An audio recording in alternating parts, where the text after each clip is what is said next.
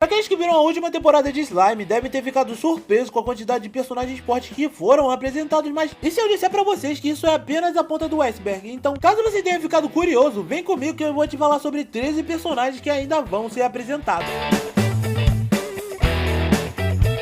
E aí galera, beleza? Quem fala é o Art. Galera, antes da gente começar, eu apenas quero estar falando que todos os personagens que eu vou estar falando aqui provavelmente só devem ter aparecido na novel, então se você quiser prosseguir, prossiga por sua própria conta e risco. Sem falar que o primeiro personagem, ou as 3 primeiras personagens que eu vou estar falando aqui, são a Testarossa, a Kaeira e a última, e eu tenho certeza que agora deve ter gente confusa pelo fato de eu ter colocado essas 3 juntas ao mesmo tempo, mas foi apenas pelo motivo de elas terem sido apresentadas juntas, porque quando o grande festival para escolher todos os patrões do Rimuru acaba, é aí que o Diablo aproveita a oportunidade para pedir a permissão do Rimuru para que ele pudesse voltar até o submundo para recolher todos os demônios que fossem dignos de ele poder criar uma força policial, o que obviamente o Rimuru aceita sem muita resistência, e por causa disso é aí que o Diablo vai até o submundo, descendo a porrada em todos os demônios que ele achava pela frente para saber quais eram os mais capacitados. Isso incluía as 3 primordiais que ainda não tinham sido apresentados, que eram ninguém menos que a Kaeira, a Testarossa e a última, que automaticamente foram recolhidas para esse grupo. Só que do meu ponto de vista, para mim, parecia que elas tinham ido mais por curiosidade com o Diablo do que pela força, já que elas estavam curiosas para saber quem tinha feito o Diablo de subordinado, porque para quem não sabe, o Diablo era o tipo de personagem que facilmente conseguia rivalizar com o Guy Crimson nos tempos antigos, então tava meio que na cara que elas iam ficar bem curiosas para saber quem acabou fazendo isso. Só que quando elas chegam lá, é aí que elas ficam desapontadas pelo fato do Rimuru ser um slime, só que o que elas não contavam era que o Rimuru não ia achar a força delas lá grande coisa quando elas soltassem a sua aura perto dele, o que logo de cara já fez as 3 se interessarem pelo Rimuru rapidamente, fazendo com que elas virassem as suas subordinadas. E eu não sei vocês, mas essa é uma das cenas que eu mais tô curioso e ansioso pra ver como é que vai ficar no anime. Número 2, Grumble. Esse é outro personagem que vai ser uma completa dor de cabeça pro Rimuru mais pra frente, porque da mesma forma que o Clayman tentou fazer, ele vai tentar eliminar o Rimuru enquanto bagunça o plantão da Lorde Demônio Ruminus, e por causa disso, eles acabam se juntando pra tentar derrotá-lo. O que de certo modo é até irônico, porque graças à habilidade dos heróis do Masayuki, no final ele acaba voltando pra poder ajudar a galera a vencer o antigo subordinado mais próximo do véu da nave através de uma das habilidades do Masayuki. Número 3, Cronoa. Essa com certeza é uma das personagens que a galera vai estar falando que já apareceu dentro da obra, mas na realidade ela só apareceu em termos de flashback ou então através de algumas citações por ter prendido o Veldora, só que dessa vez vai ser completamente diferente, porque dentro da luta do Grumble com a Ruminus, o Rimuru e o Leon, que eu tenho quase certeza que vai ter nessa luta também, confirmem aqui nos comentários, ela vai acabar dando os caras, porque pouco tempo antes a gente descobre que a Ruminus tinha conseguido selar a Cronoa de alguma maneira, e graças a isso o Grumble usa isso a seu favor, soltando ela do seu selamento e fazendo com que o Rimuru tivesse que resolver esse BO todo nesse meio tempo. E só pra deixar claro, galera, pra quem não sabe, a Cronoa é ninguém menos que a própria Chloe. Número 4, Masayuki. Pra quem não sabe, o Masayuki foi uma das pessoas que acabou aparecendo dentro de Tempest pouco antes do Festival dos Patrões começar, o que a primeiro momento vocês podem pensar que não é nada, só que pra aqueles que não sabem, o Masayuki é nada menos ou nada mais do que a versão futura do Rudra, que é ninguém menos que o imperador de um dos países mais desenvolvidos dentro de Tensei Shitara Slime. E, aliás, esse é o próximo que a gente vai estar falando. Número 5, Rudra. Como eu falei anteriormente, para aqueles que não sabem, o Rudra é uma versão anterior ao Masayuki. Nesse momento, além de ser a pessoa que mais causou caos na vida do Rimuru durante a guerra contra o Império, já que foi ele o responsável por fazer a lavagem cerebral no Veldora ao ponto de colocá-lo para lutar contra o Rimuru, o que ocasionalmente fez com que o Rimuru tivesse que devorá-lo. E ao ter feito isso, foi aí que a gente viu o nascimento do quinto dragão verdadeiro, fazendo com que o Rimuru ganhasse a guerra contra o Império. E aliás, diga-se de passagem, a gente teve a luta do Rimuru durante tudo isso contra outro dragão verdadeiro, que pra quem não sabe é a nossa próxima personagem. Número 6, Belgrade. Sendo uma das armas mais poderosas que o Império possui, além do braço direito e amor do Imperador Rudra, dá pra dizer que essa é uma das personagens que a gente tá mais ansioso pra ver nas próximas temporadas de Tensei Shitara Slime, até porque mais pra frente a gente vai descobrir que ela vai se tornar uma outra aliada da galera de Tempest, pois pra quem não sabe, depois que o Rudra perde o controle do próprio corpo e retorna como Masayuki, a gente descobre que a Belgrade foi atrás dele e ela, por causa disso, acaba se tornando uma importante aliada no futuro da guerra contra os anjos, já que ela, junto da Testarossa, acaba protegendo o Masayuki de todos os anjos que queriam matá-lo, além de várias outras pessoas que elas acabam protegendo no meio de tudo isso. Número 7, Venom. Pra aqueles que não sabem ou não estão por dentro da situação, o Diablo acabou recrutando o Venom na mesma época que ele recrutou a Testarossa, a Kaeira e a última, quando ele foi pra dentro do submundo, mostrando que com certeza o Venom não deve ser pouca coisa. Afinal, o Diablo é o tipo de primordial que só recruta os mais poderosos dentro desse grupo. Número 8, Zegion e Piton. Pessoal, eu sei que algumas pessoas podem estar confusas por eles já terem aparecido no anime, mas o que eu tô falando aqui são as transformações que eles acabam ganhando após virarem chefes dentro da DG em forma de labirinto que Rimuru projeta. Pois, pra quem não sabe, o Rimuru acabou projetando uma DG pra funcionar como se fosse um tipo de videogame, onde você receberia recompensas caso você derrotasse os chefes, mas se você morresse, você acabaria voltando pro início como no videogame. Mas pra que isso acontecesse, você teria que derrotar todos os chefes que tinham em cada andar, sendo que dentre todos esses chefes existiam o Zegion e a Piton, que acabaram evoluindo pra caramba durante tudo isso. E eu tenho que confessar pra vocês que eu tô mega hypado pra ver como é que vai ficar o exoesqueleto do Zegion, já que esse é um dos personagens que eu acho mais brabos dentro de Tensei Chitara. Número 9, Feldway. Sendo um dos subordinados mais antigos do Véu da Nava e um dos 7 anos originais, o Feldway é um dos caras que acaba se juntando com a habilidade Mikael, que acabou tomando conta do Rudra depois da sua morte. Que mais pra frente, eles realizassem o seu objetivo, que seria o de trazer o Véu da Nava de volta e colocar tudo ao seu estado original. Mas pra cumprir esse objetivo, foi aí que eles resolveram fazer a Guerra dos Anjos, comprando briga com todas as nações do mundo pra poder alcançar o seu objetivo. Inclusive, até dá pra dizer que esses dois talvez sejam os possíveis inimigos finais da obra, mas eu não vou cravar o martelo, porque a obra ainda não finalizou. Número 10, Mikael. Como eu falei anteriormente, essa é uma das habilidades angélicas que acabou tomando conta do corpo do Rudra depois da sua suposta morte, além de se aliar ao Feldway para poder trazer o Véu da Nava de volta, fazendo com que ele manipulasse todas as habilidades angelicais de todos os personagens no mundo que Tensei Chitara possuíam. E, inclusive, para quem não sabe, o Rimuru poderia ter sido um desses durante tudo isso, já que a habilidade Rafael era uma dessas que se encaixava no perfil. Mas como o Rafael mais pra frente se desenvolve e se torna a Ciel, no final isso não acaba não sendo um problema. Número 11, Zalário. Esse era um dos 7 anjos originais que serviam ao Véu da Nava na época que ele ainda estava vivo, e que também vai dirigir um ataque direto à Tempest quando a Guerra dos Anjos começar, pois ele vai estar atrás do Masayuki, porque o Mikael acabou ficando com medo que o Rudra ressuscitasse através do Masayuki dentro de Tempest, ao ponto de que o cara botou os anjos justamente para ir atrás do Masayuki na intenção de matá-lo, o que acabou não sendo muito bem sucedido, fazendo com que eles tivessem que voltar com o rabo entre as pernas. Número 12, Obera. Essa é uma das personagens que começou como uma inimiga servindo ao Feldway, mas acabou se tornando uma aliada, pois ela queria a Milin como sua nova chefe. Afinal, a Milin era a antiga filha do Véu da Nava, o que fazia com que ela pensasse que a Milin seria aquela que eles deveriam obedecer. Número 13, Véu da Nava. Pessoal, para aqueles que não sabem, provavelmente no final da história a gente vai ter o Véu da Nava ressuscitando para talvez resolver esse problema da guerra, e com certeza vai ser incrível ver o pai da Milin aparecendo para botar ordem na casa, já que toda a Guerra dos Anjos acabou sendo iniciada por causa dele, e com certeza talvez as coisas sejam finalizadas com a chegada dele. Mas então, galera, vocês gostaram de todos os personagens que eu trouxe que vão aparecer no futuro da obra de Tensei Chitara? Vocês acham que eles vão ter grandes aparições dentro do anime? Comenta aqui embaixo. E claro, para vocês saberem quando isso acontecer na animação, além de várias outras coisas que aconteceram dentro da obra, você tem que estar inscrito no canal e deixar o like e compartilhar para geral que ainda não conhece Tensei Chitara ou ainda não acompanha a obra, além de não esquecer de ativar o sininho para não perder notificações, pois dessa maneira vocês sempre estão cientes de quando sai vídeo novo aqui no canal. E não vai embora não, porque aqui embaixo eu vou estar deixando duas playlists para vocês estarem dando uma olhadinha. E por hoje era isso, galera. Valeu, falou, fui!